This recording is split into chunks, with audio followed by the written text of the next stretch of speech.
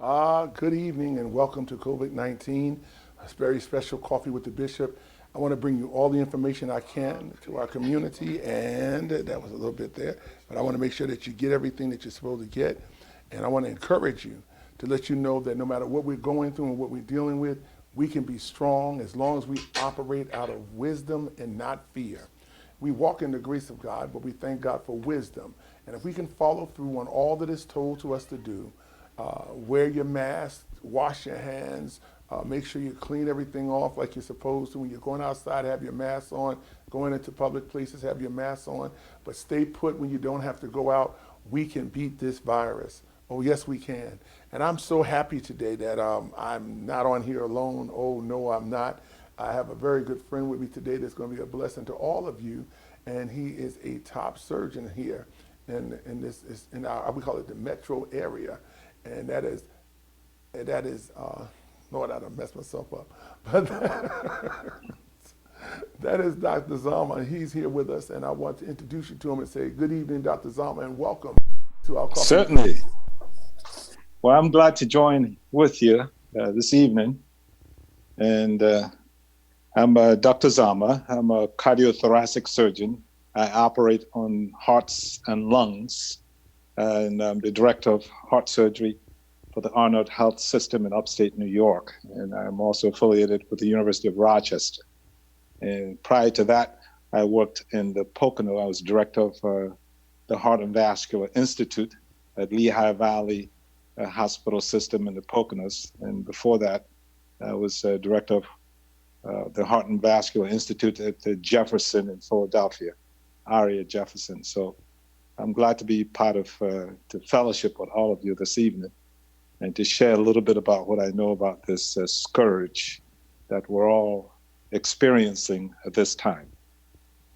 Well, I'm glad that you're on here with us also. And one of the things I want to say is that if you're on here today, you need to share this page with someone, get someone to join you. You're about to hear some very great information, hear some good information that's going to help you and help us as we make our way through this virus. And we want to know that we can overcome it, but we overcome it by having people who understand it or trying to teach us how to understand it and work through it.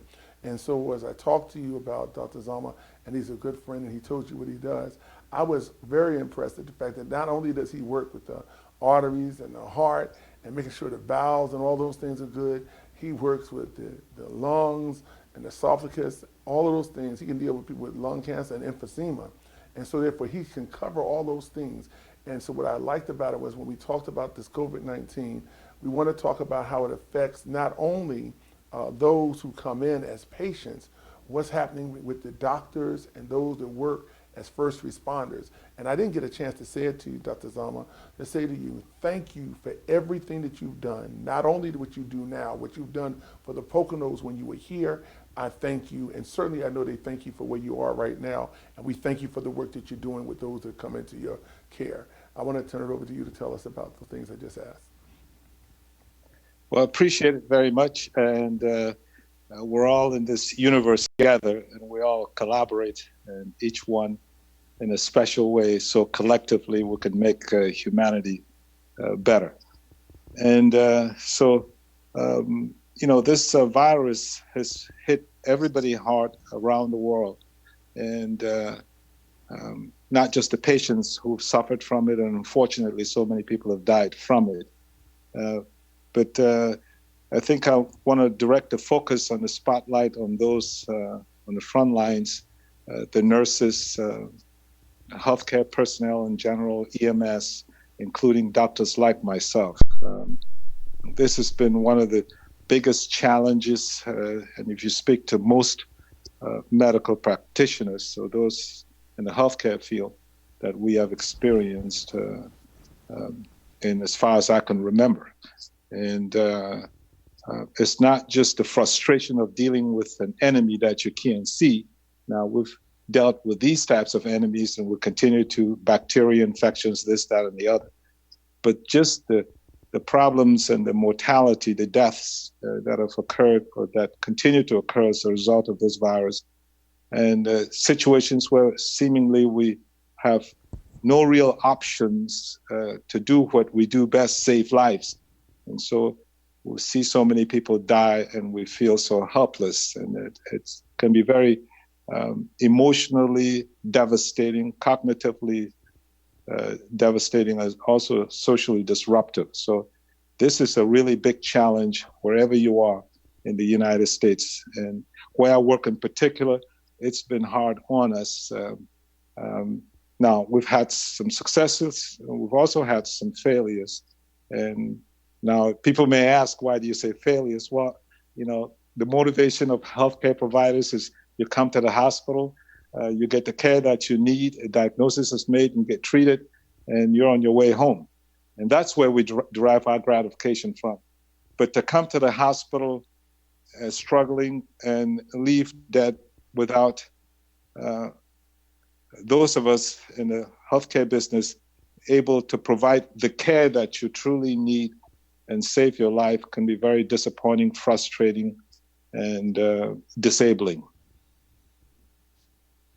Well, one of the things I want to ask when you say that, if we have 70,000 deaths nationwide, and I know that it has to have an impact on you all that work in the healthcare field, and not to mention that when we are, as anyone who works with people in counseling, or whether you're doing a surgery or helping them, one of the things that makes an impact is that when these lives are changed, you not only feel the impact that it does to the patient or the patient's family, what it does to that doctor or to that nurse, Yeah. or that emergency room person or that technician. What are you gathering? What is your feel on or take on what happens to those doctors? One doctor came back who had been in contact with the virus. She came back, and when she came back, then later she committed suicide. Yes. Because it's a very, very, nobody talks about it, but that when you come through it, it does a lot of things mentally to people also. So I wanted to hear it. So I want to make this a full disclosure. Doctors, I'm going to talk about a doctor like myself, a surgeon in particular. We are enemies of death. And, when you get sick, people have said illness or sickness is the ultimate equalizer, because we all get sick. And when you get sick, you need help. And where do you go? You go to the hospital, you go to the doctor. And so doctors do get sick too. When we talk about sickness, it's not just the physical sickness, it's the emotional, the mental illness. And that comes with some of the challenges that we all face, and the stresses in life that we all face, and the jobs that we do. So for when a doctor feels extremely stressed, as many of us have been under the circumstances where we are now, where do we really go for help? And unfortunately, society doesn't really give us a lot of outlets. So the doctor is the savior. So when the savior gets ill or has a problem, where does he or she go? And oftentimes, unfortunately, we suffer in silence, as we saw with the lady in New York who unfortunately committed suicide, the doctor in New York. And so this virus in particular has created significant angst amongst the physicians, where you can actually feel the stress when you sit in the doctor's lounge. Normally we sit and we talk about, patients, diseases, politics, science, technology, just general conversation. And oftentimes now it's about who's sick, who's dying, the frustrations you have with trying to deal with a problem where the solution may not be optimal. And then you take that home with you to your loved ones. You're worried about, getting infected yourself from this virus, because, you're very cognizant of your own mortality. And especially when you see people about your age, people who are relatively very healthy, also succumbing to it. And so you worry about that. And then for those of us with families, you got to go home to your family, and you worry about your family contracting this infection from you, being an innocent carrier. So all those issues conjoined can really have a negative impact on your emotions and how you deal with that. So what we've done is that, at least in our institution, is that we've provided venues for healthcare providers where they can go and sit and get some counseling. And also, you know, amongst ourselves, to be able to interact and be able to share some of our concerns. And that really makes a tremendous difference, I think, as far as continuing to do what we do in recovering, or at least dealing and learning to live with some of the stresses that we are under. Well, sadly, as in every organization, there are those who may resort to other means of addressing stressors like you know, some chemical dependency, alcohol, and maybe even drugs. And the extreme of that spectrum, as we've seen, is suicide. But I think by and large, at least where I work, our clinicians have been able to take advantage of some of the opportunities and resources that we have around to be able to address this.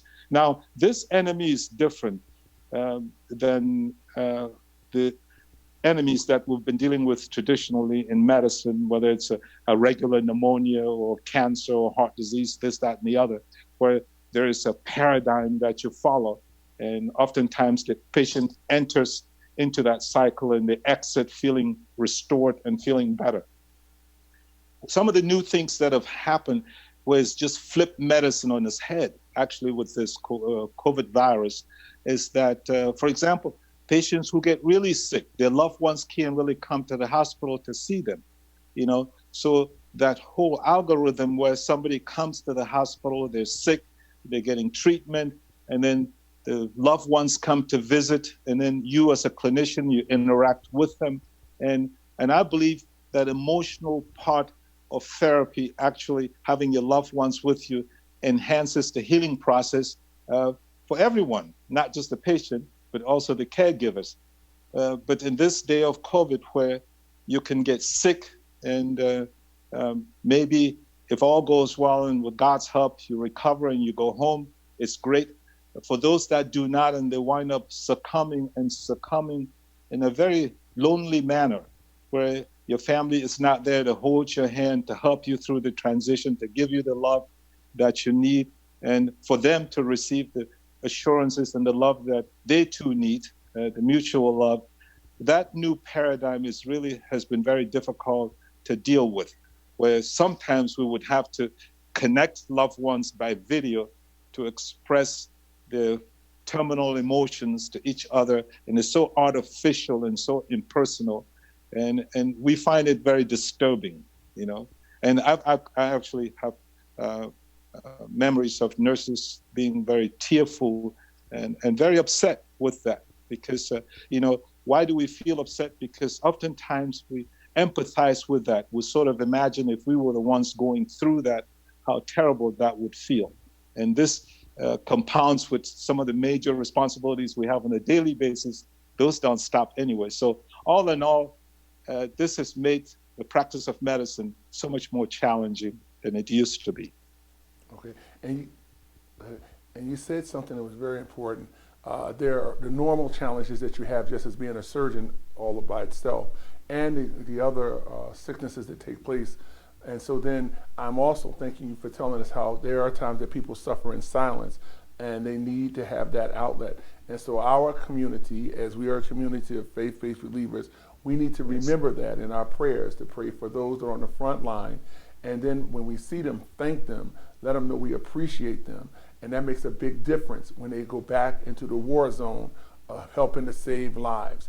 And you also made a statement that as the doctors come together and they talk, I want to say, how do you feel? When you come to this place of seeing people's lives change before you? I know for every victory, there's a great big shout in the hospitals of celebration. But when you come to the place of going home, that's the part I want to talk about also, because many doctors I found are not able to stay in the same rooms with their family. They're sleeping in other parts of the house or another part of the apartment just to keep from infecting or trying to bring something to their home. Yes. Social distancing has its challenges on a greater scale in society, where we become all sequestered in our homes and apartments, and in where we interact with our loved ones and freely, but we can't really interact with the neighbors as freely as we used to, or the public in general. But when you come back to healthcare, and those of us in this business, it becomes a real challenge because you have your innocent loved ones at home, and there's always a chance that you will contract this virus. You may be an innocent carrier, actually. You can contract it in the hospital without knowing it. It may not affect you clinically, but you can bring it home. And you've got husbands, wives, daughters, sons, children, loved ones at home that can innocently acquire this virus and become sick, very sick, or may even die from it. So what has happened with a lot of us in this business is that you now go home, you don't embrace your loved ones as you used to. You sort of sequester yourself in separate living quarters in your house. And, there's not a lot of physical interaction. There's distance interaction. And it really creates tension, creates anxiety. And, when you have tension and anxiety, that does actually provide fodder for some of the emotional and mental issues that the clinicians feel during this time.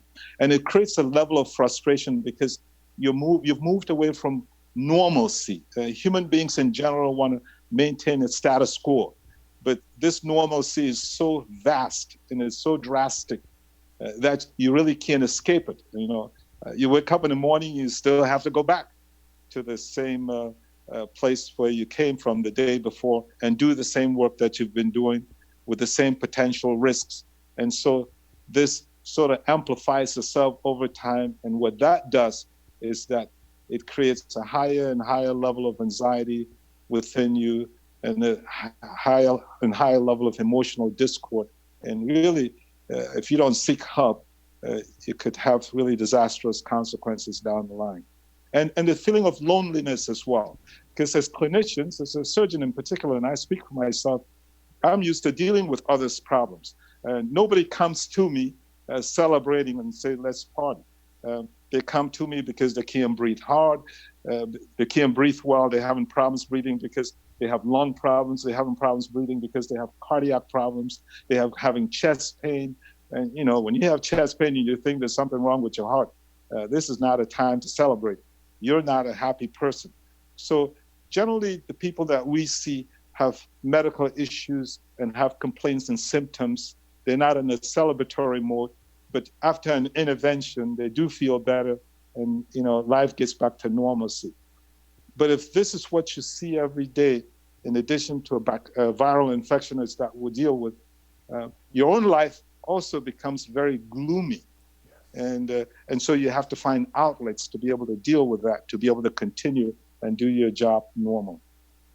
And I'm glad you said that, because one of the things I want to keep stressing when I keep talking about how does it affect those on the front line as well as yourself, is because maybe it will encourage the people to know that if this is what this is doing to you, when you got to go home and face your family, and you're doing all the things medically right, and trying to make sure you have the mask, wash your hands, and all of those things you need to do, how much more is it important for us whom it may not have affected yet, but if we go outside to wear our mask, to make sure we do the things that we need to do to help to alleviate this virus from coming in and taking over. It's an invisible demon, I call it, because you don't know it, you can't see it. All you know is that it's made an attack. And when I hear people who work actually in the field talk to us, maybe that'll get to somebody's head to know that, hey, I know we want to get back to work. I know we want to bring the economy back, but we got to do some things to prepare and help to protect ourselves so that we can make America strong and we can come back and do the things we need to do that will cause us to rise again. But if we don't do what we need to do now, we'll have a return of this thing and it will catch us and it will knock us out worse than it's doing right now. You said it so aptly, Bishop. There are a lot of people who are very antsy with social distancing, and they're anxious about getting out of the house, and there are people who don't want to wear masks, protective masks in the public. And I'm just here to emphasize, and I've written quite a bit on this on Facebook, and for those that are interested can look me up on Facebook. First of all, this virus is real. And second of all, death is final. So if anybody chooses to play with it or play Russian roulette with it, the consequences could be disastrous, not just for them, but for their loved ones and an innocent public. Life is social. So we have to look at our actions in the context of community where we live, because what affects one affects all. And so if you're out in public and you're not practicing social distancing, and maybe you're an innocent carrier, and the studies now show that a good number of us may have this virus.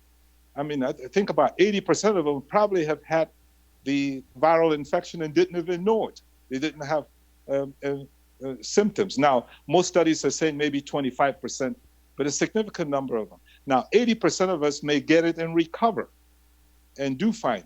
But that doesn't mean we can, transmit the virus to somebody else. So you could be walking around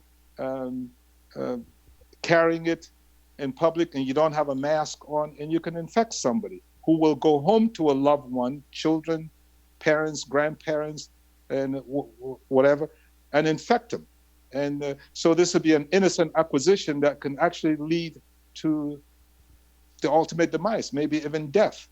Also, when you do that, we can reduce the numbers of infected, and what happens is that healthcare facilities continue to become overwhelmed. When a system becomes overwhelmed, the quality of care actually goes down. And so it doesn't help you, it doesn't help your neighbor, and it certainly does not help the healthcare system. So we have to think in terms of community during times like this. And our actions, singular actions, can really have dramatic consequences to other members of the community that may not even be directly related to us. So the other day I saw a bunch of people protesting in somewhere in the United States. And really it's very sad to see that, because those same protesters who in public are not wearing protective devices or masks, some of them are going to acquire the virus, and some of them are going to share with others. And what's going to happen is that they're going to wind up in the emergency rooms across America or in their local communities. And the innocent healthcare workers who are there toiling on a daily basis will have to confront this scourge further, and they themselves may innocently acquire it. And then it's a whole cascade of events that as a consequence of people who choose not to think about others, but just about themselves. Well, when you say that, I think about that too, because every day I'm hearing of new cases, someone who is being diagnosed with the virus or who have gone on from it. And it makes me more aware of just how serious it really is.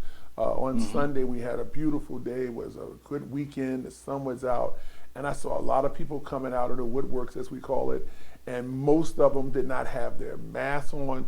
They were just out. And I'm saying to myself, do you really understand how serious this is? Yes. And many times people don't understand until it has a direct hit to them. Yes. And I want to say, why do we need to wait until it hits someone in your family or someone so close to you that you have to realize that how important it is to really take precautions, and when you're going out wearing a mask, and if you have to have shelter in place, stay in place. For some of us who can, go out on your porch, go to your balcony, go to your deck, maybe walk around your block when you get a chance, but really try to stay in place. That's the only way, one of the only ways that I know thus far, that we can really try to defeat this virus. It's deadly. It's like a thief in the night. And I believe, like you said, Dr. Zalma, there are people who have had it. I know people who think they've had it before they really diagnosed them to have it. They just thought they had a flu, and they were really going through some symptoms of the COVID-19. So we don't know how this thing is really moving around and what it's really doing. So it would behoove us to really pay attention. And that's why I'm so glad you talk about, when we talk about the social distancing and how to really handle ourselves, because when we look around, something will take place bigger than what we're seeing, and we could have taken care of it before it even got there. Well, I think too, as adults, we have a fiduciary responsibility to our families. And as human beings, we have a fiduciary responsibility to humanity, because each of us has an important role to play in life. And I think this is really a time where one has to look at oneself and say, am I as disciplined as I should be? And really, practicing social distancing takes discipline and understanding the severity of this virus, knowing that, yes, I may be facing some financial hardships. Everybody's going to survive through that as much as we think we can. But a lot of us are not going to survive through a health crisis that we brought on due to reckless behavior. So there's nothing better and greater than life. And so rushing to go out there to make a buck and then killing yourself or somebody else as a result of it does nobody no good. And, and if you look at this, our knowledge about this virus is continuing to evolve. Now, the coronavirus is a member of a coronavirus that we're dealing with now. The COVID-19 is a member of a coronavirus family that we've known about. For example, SARS and MERS. And some of you have heard about these two. SARS came out between 2002 and 2003, and then MERS around 2012. Now, these are coronaviruses, but this strain that we're dealing with now is new, and we don't know a lot about it. We don't know how good the immunity that you get after you acquire the virus, how long it lasts or how strong it is. We know that with SARS, the coronavirus SARS, you can get an immunity for 3 years. With MERS, you can get it for 2 years. But this immunity may only last us a few months. It may last a few years. So there's a lot that science and medicine is learning about this virus. So this is not the time to take changes. The one thing we know is that social distancing will reduce your chances of transmission or acquisition. That's established. We also know that wearing protective devices, a mask, for example, and for the public, can make a difference. It can reduce your transmission and also contraction of the virus. So that can be helpful. So these things we know. We know that if we wash our hands frequently, we will reduce the chances of contracting the virus or transmitting it to somebody else. We know that if we disinfect our houses appropriately now, disinfecting is something that maybe we can talk about a little bit more. I'm not encouraging people to use chemicals all over the houses because there are also consequences from doing that. Just plain old soap and water. So social distancing, washing your hands frequently, and wearing protective. What could be easier to do and comply with than these? And this will help us eliminate this scourge in a shorter period of time and then resume normalcy in our lives, economically and socially. Well, when you said that about the disinfectant, that is true because some of those things will cause you to have an asthma attack. Okay. Yeah. Oh, yes. So I wrote an article in Facebook about this. People have been going out there spending a lot of money buying bleach. I would discourage the use of that. I personally don't use bleach. What I use is warm water and soap to clean surfaces and wash my hands. And it's just as good and it's cheaper. The problem with a lot of chemicals out there is that you can deal with the virus, but you may create resistant bacteria. It's another type of bug. We're in a chemical world, and it's not always to our advantage. And also, as we've seen with those chemicals, they can cause allergies, as you talked about. They can have accidents at home where people can inhale them or maybe even swallow them. And these can have destructive consequences. If you swallow bleach, you could wind up losing your esophagus, for example. I've had to do esophageal surgery, take out the esophagus, and somebody who's lost their esophagus, totally destroyed and scarred from having swallowed a bleach.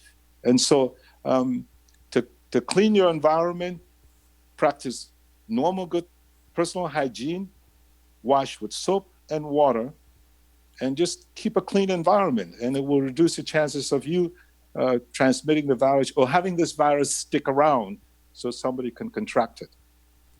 So now we have this new normalcy. I know as a pastor, one of the things I have not done is had any church service whatsoever. One, because we don't know exactly who will be coming into the congregation, that we were talking about, there may be a carrier of it and don't even know it.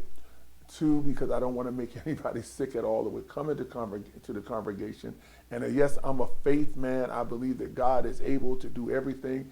And I know that God is bigger than COVID-19. But I also know that he gives us a lot of wisdom. And wisdom is trying to, let people know we need to do the right thing. And if you don't have, I know it allows us some, I think maybe 10 or less. But on a whole, I try to make sure we don't come together like that. We come through by social media, only because I want to see to it that we can save as many lives as we can.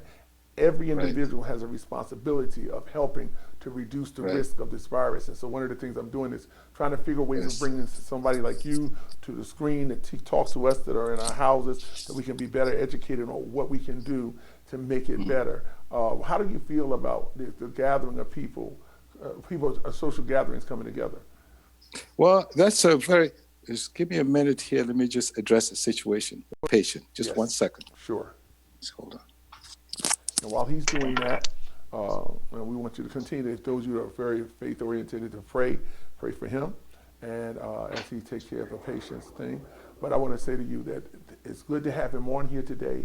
He said some very important information, shared some very important information with us, and let us to know that, thank goodness, I hope nobody drinks any bleach or anything like that, but we want you to be safe in what you're doing. We want you to practice that social distancing. Make sure you put on your mask and all of those things. He is back now. He can come back and finish up what he's getting ready to say. So I have a patient I just did open heart surgery on, and so I had a call to check on. And so social gatherings. I think we need to wait to see what our leaders tell us when it would be appropriate for people to become a little bit more socially engaged. Now, what's going to determine that?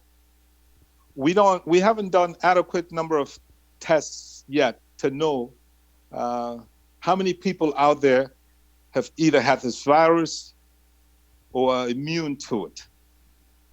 And that will determine how much more flexible we can be with social interactions. So I think it would be a little premature now for anybody to be thinking about going out in groups, whether it's out in public or shopping centers or in schools or church or whatnot.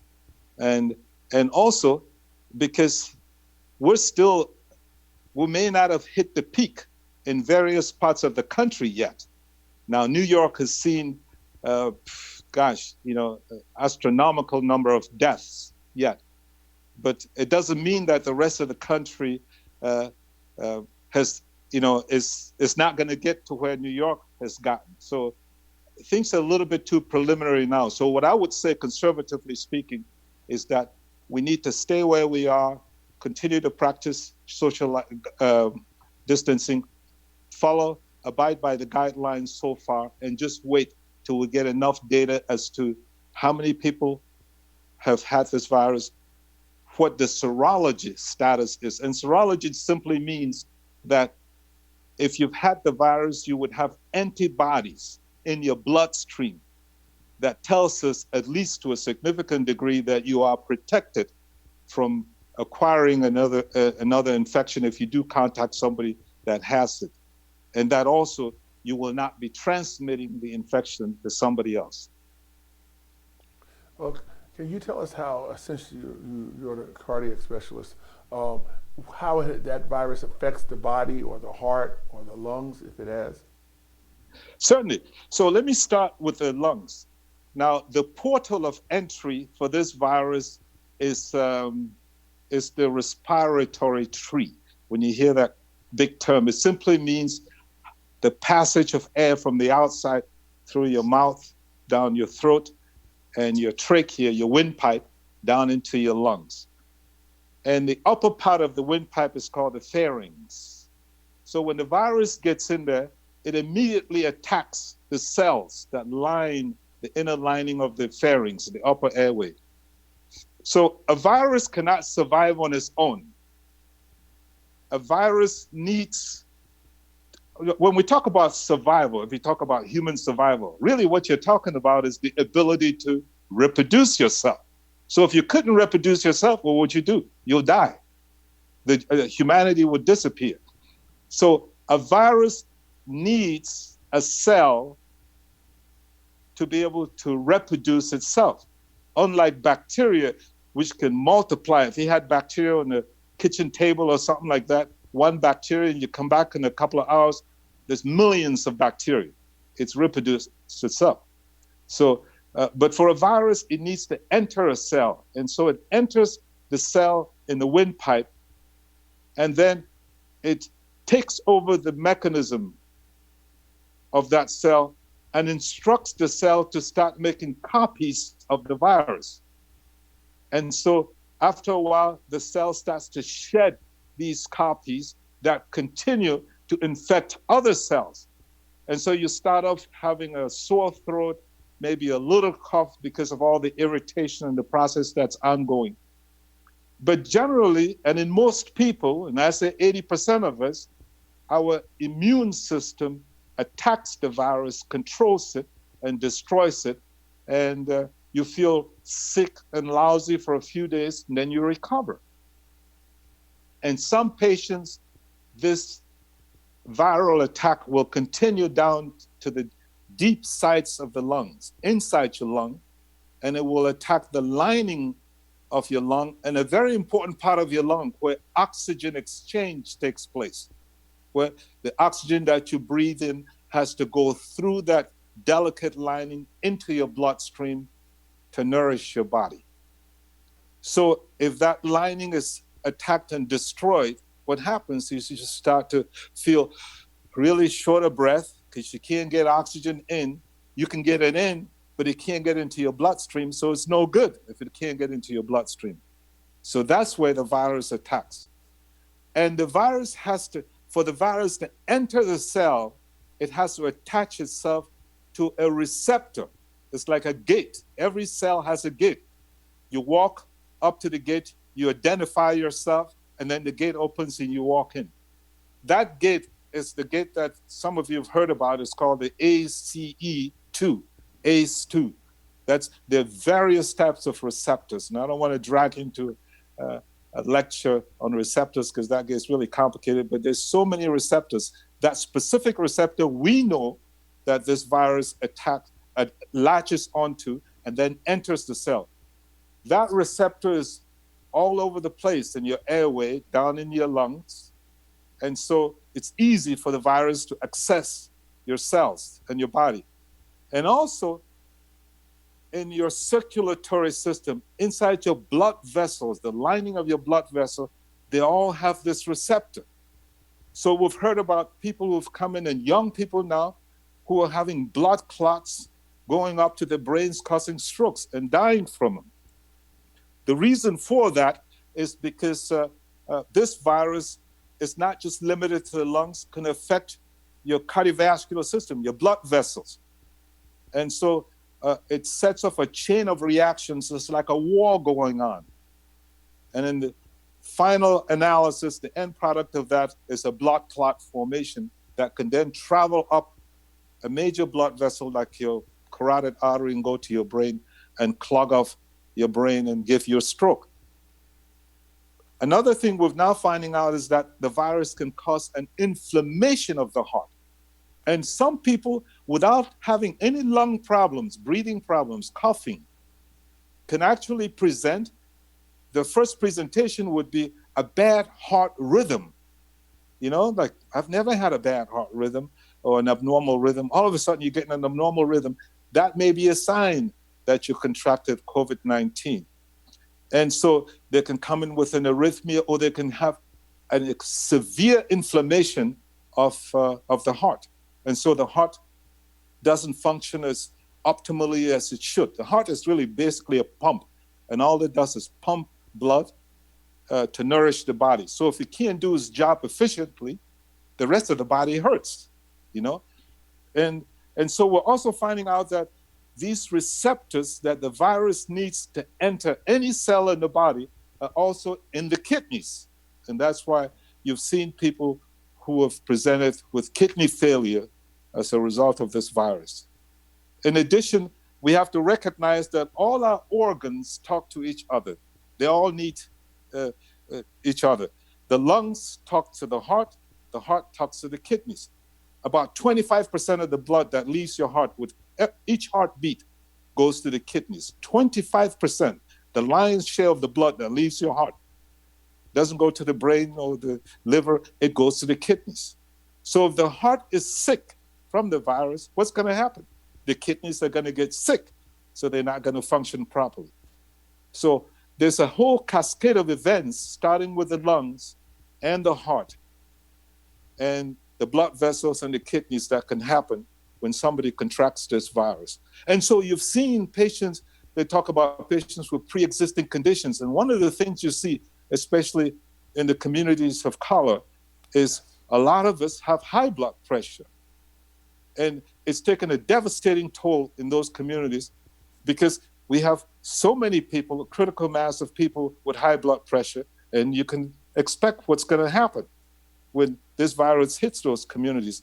Those people will have a more adverse response to the infection than in individuals or communities where there's not as high as incidence of it. Also, people who live in the inner cities, they all have bad lungs, even if they didn't smoke. If you're a smoker, it's bad for you, because what happens with smokers is that cigarette smoke destroys that beautiful lining in your lungs.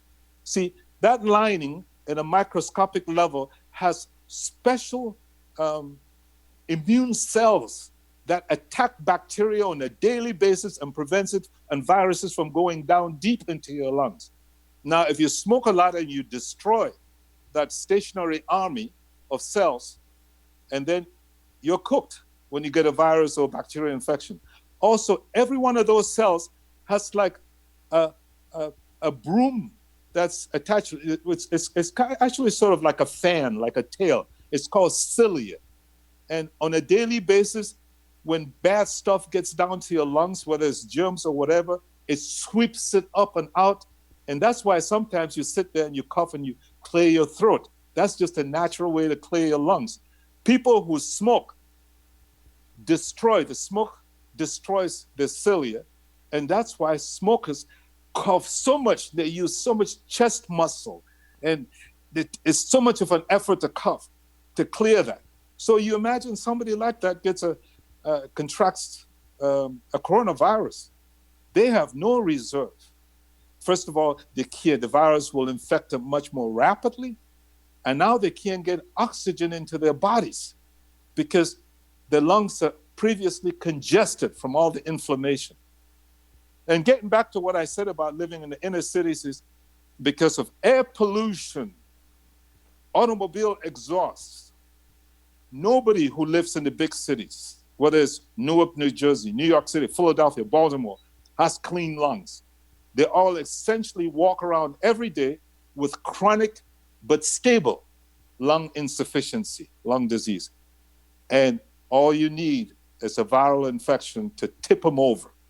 And now they're struggling, and the lungs are saying, the body says, we need oxygen. And the lungs are saying, I'm sorry, I'm not in good shape. I've really never been in good shape. When things were fine, I was okay. But this is too much for me. I can't fight this virus and provide oxygen to the body.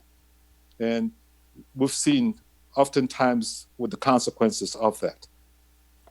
And I'm noticing that since we have not had a lot of driving in the city or a lot of emissions going into the air quality has changed. So we know that some things are true about just clearing up the air, right, and all of those things. But also, you made a statement about being young and how some of the young ones are coming in with blood clots. I'd like for you to talk more about that, because I think what is happening, some of the younger ones feel like they're invincible. I think we all felt like that when we were younger, but we're trying to let people know that this virus has no respect of person, nor respect of age, nor color, nor gender.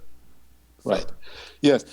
I want to make a point that there's been some talk about demographics. It's not that the virus targets people of color.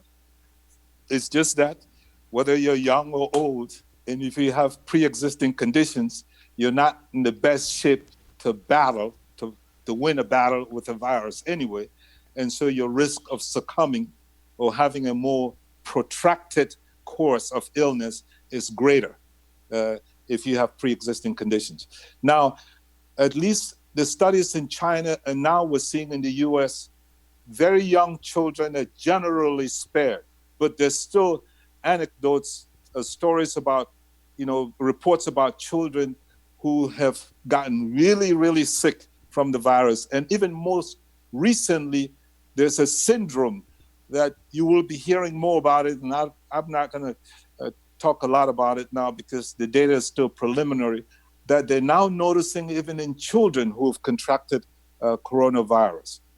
And yes, a lot of young people, at the beginning of this, I think it was about a month or two ago when they showed a group of teenagers and young men and women out on the beaches in Miami having fun. Because, children or young people generally have that sense of they're not as vulnerable. But no, we're seeing them coming into the hospitals, some of them very sick, and sad to say, quite a few of them dying as well. So it's not just the older, and it's not just those who live in inner cities. It's young people as well. And it's people who are relatively healthy as well. Now, there's a lot that medicine doesn't know. I'll be the first one to say that. I mean, even as a scientist and a clinician, sometimes I just have to, wonder, how does this all work? How do you explain it? You and I can be physically robust, very active, no comorbid conditions, no blood pressure problems, no diabetes, but our immune systems, the robust status of our immune systems may be different. You may be more your immunity may be stronger than mine.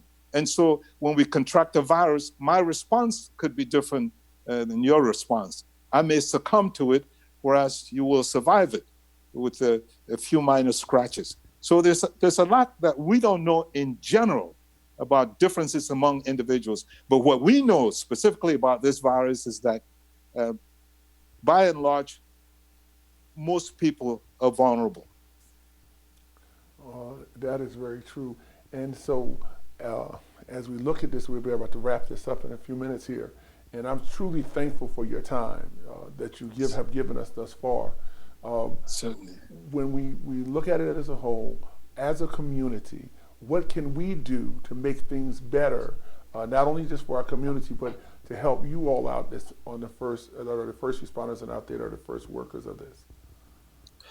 First of all, we must always, realize the interconnectivity, the interconnectedness in life, that what affects one affects all. And so we must be very judicious about the recommendations of the experts with things like social distancing and wearing protective masks, because it not only protects us, it protects us because we're part of a greater community, And so these actions are not meant for a singular benefit, but for universal benefit. And then also, furthermore, this also gives us an opportunity, social distancing, to interact with individuals where normally in the rush of life, we don't pause to talk to our neighbors and friends and loved ones, our families in particular. And this is a time to really refocus on that and look at the true essence of life. The true essence of life is not about acquisition of wealth. It's not about getting a bigger bank account. It's not about guaranteeing employment. It's about, loved ones. It's about love. It's about your health. These are really real priorities. I'm not saying that having an economically robust lifestyle is not as important. No, but it's not a priority. But to get to that, we have to go through this. And it's a journey we have to go through, and we can't skip essential steps. But because if we do, what happens is that we're back again in the beginning of the line. And things that we can do at home, nutritional interventions. Make sure that at this time we eat a balanced diet, because that helps boost your immune system. Very simple things. One of my articles I wrote about vitamin C. This has been proven, what effect that can have on your immune system. Things like zinc. I spent a lot of years in the laboratory for my PhD research working on zinc, and it's been documented in the literature how important that may be to boost your immune system. Your psychological state of mind is very important for your immune system. And so if you're sitting down every day worrying about the next bill, worrying about this, that, and the other, it actually reduces the strength of your immune system and may make you even more vulnerable. And then we just kind of wait because hopefully in a year or so, maybe even less, we will come up with a vaccine. The things that will help us, social distancing, herd immunity, and I may talk about that a little bit, and a vaccine. The vaccine hopefully we'll get probably by the end of the year or maybe next year sometime. And we have to remember too that this virus may be with us another 2 years. We may go through a period now when things kind of relax a little bit, and then we hit another peak in the fall, and then things get better, and then next winter we'll get another peak. So it's not going to disappear right away. And if we look historically, that's how a lot of viruses have acted. Well, you said something about the immune system. I want to make sure you give you the opportunity to talk about that because you said you want to say a little bit more about it. So some of you have heard about herd immunity, like a herd of cattle. I don't want to give the analogy for humans, but it sort of gives you an idea. So if you look at Sweden, in Sweden, they have not practiced social distancing as it's been promoted in the United States. And they've had some significant mortality in Sweden. I'm not sure, a couple thousand deaths. And they refused to practice that. And they were promoting a concept called herd, H-E-R-D, immunity. Essentially what that means is that if you look at people in a community and they acquire a virus and you don't practice social distancing, you allow those people to continue to acquire a virus. And you know that when you acquire a virus and you survive it, you develop an immunity. So you cannot get a second acquisition of that virus. So now you're immune. So the next time you contact somebody who has it, the virus may come inside you, but your body is now revved up and it'll destroy it. So you're not going to get sick. So now you're immune. So if more and more people in the community acquire the virus, if we're out interacting freely, more and more people in the community will become immune to the virus. And so you will have a herd, H-E-R-D, of people who are now immune. And so there will come a time when if I acquire the virus for the first time, and I will not be able to transmit it to anybody because the vast majority of the people in the community are already immune. And you see how over time that virus or the effect of it will die out. That's called herd immunity. So if we do nothing in America and we allow people to just go out freely and do whatever they want to do, a lot of us will become immune. Now, we don't know how robust that immunity is going to be, but we know that the majority of us will become immune.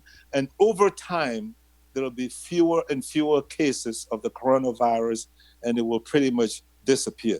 But at what cost? So we know the people who are vulnerable, so we'll have to accept a higher mortality as a result. So in effect, what we've been doing now with social distancing is that at the same time, we are acquiring herd immunity, but not to the extent that communities like Sweden are. And so what can help us is that as we're acquiring herd immunity, we're reducing the number of new cases by practicing social distancing. If a vaccine comes through now and everybody gets vaccinated, the number of people who would have died from this virus would be a lot less, and maybe would be better off. Now remember, the immunity that you get from acquiring the virus now may be good, but we don't know. There's a study that came out of China, and let me emphasize this. So somebody says, oh, I'm going to go out and I'm going to get tested. I have antibodies in my body, and so I'm cool. I can do whatever I want.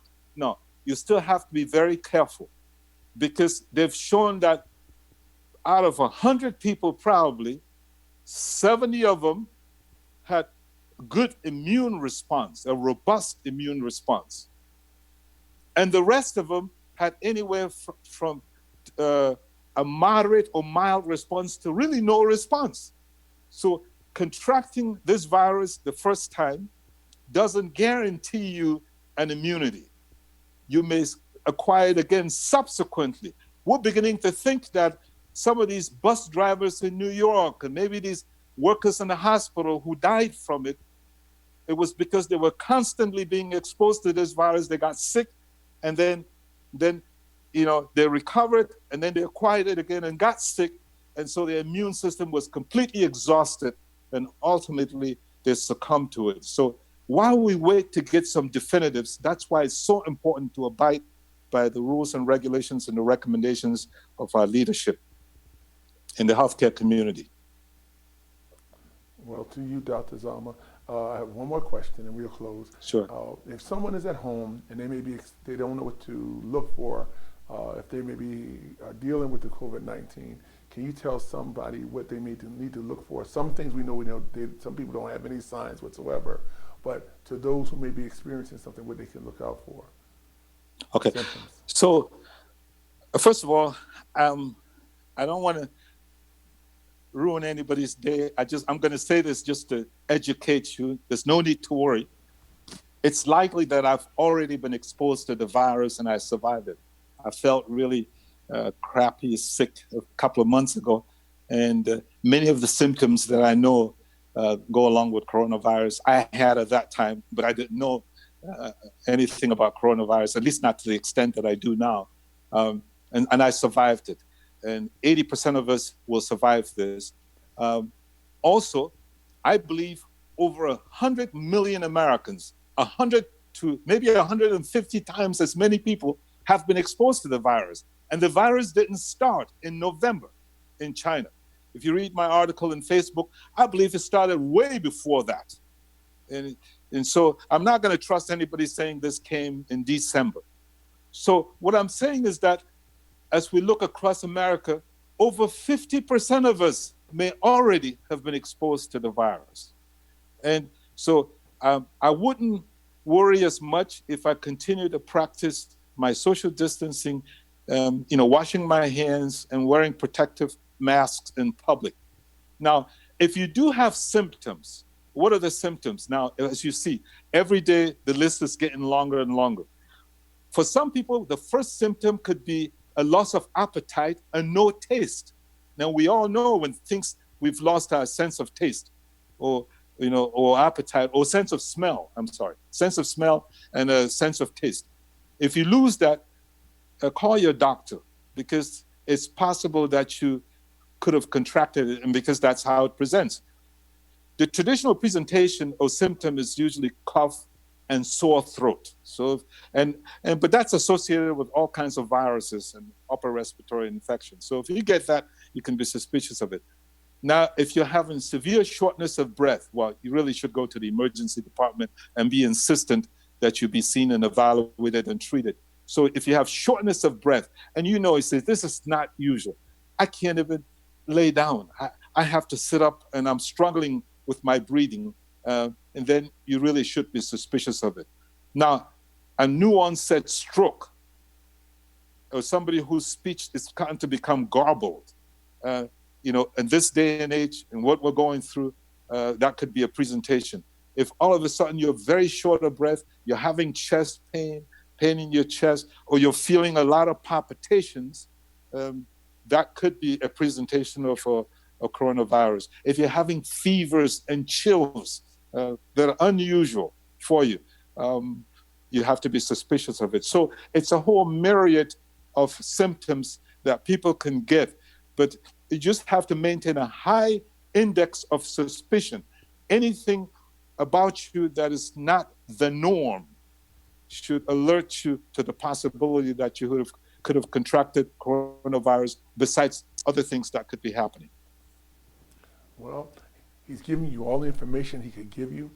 I'm so glad he joined us, and we want to let you know we're praying for you, Dr. Zama, and all of your staff, and all of those that work at your hospital, and then not only those that are on here today, first responders and those who are the heroes that do the essential jobs, and they get out there and they work hard for us to make sure we have what we need to have, and those that are fighting for our lives to help us stay alive. I salute them. I salute you, Dr. Zama, and I want to say to you, thank you for joining us and taking the time out of your schedule to be here with us. And I look forward to seeing you again soon when this lifts so we can have a chance to sit down and really talk again. Certainly. But tell them how you. they can look you up on your Facebook page before we close, how they can look you up and read some of your articles and things like that. Sure. And Facebook, you have, if you look under Nche, N-C-H-E, Abegly, A-B-E-G-L-Y, Zama. Nche Zama, N-C-H-E-Z-A-M-A. Okay. And if you have any questions at all, fire off a message. Now, I get a lot of, communication every day, and it may take a while for me to respond. Just be patient. And about your health or something related to this, and I'll be willing to help. Thank you, sir. Thank you very much, and thanks to God. And thank you for joining us. Yeah. So to you that are Monroe County and surrounding communities, we know we are a praying community, and we are people that believe and seeing change take place, and we are looking to help as many people as we can. And you can do something in the community yourself. How do you do it? Well, you can just take some food to someone, drop it off at the door, buy extra roll of toilet tissue, paper towel. Somebody has children, buy some Pampers for them. But whatever you can do that will help that individual, you can do it. All I'm saying to you is there's something that all of us can do, and that's all I'm doing. Hey, I don't have the answers, but I do know we can find some answers. And whatever I can bring to you, along with others that in our community can bring to you, it will make the difference and cause us to live and not die. We operate out of our wisdom and not our fear, and we walk in grace. I always say Pennsylvania is a praying state, and certainly we are a strong voting community. So until we get back together again, I want to say to you, have a blessed night, enjoy it, and I'll see you again soon with COVID-19 right here with Coffee with the Bishop.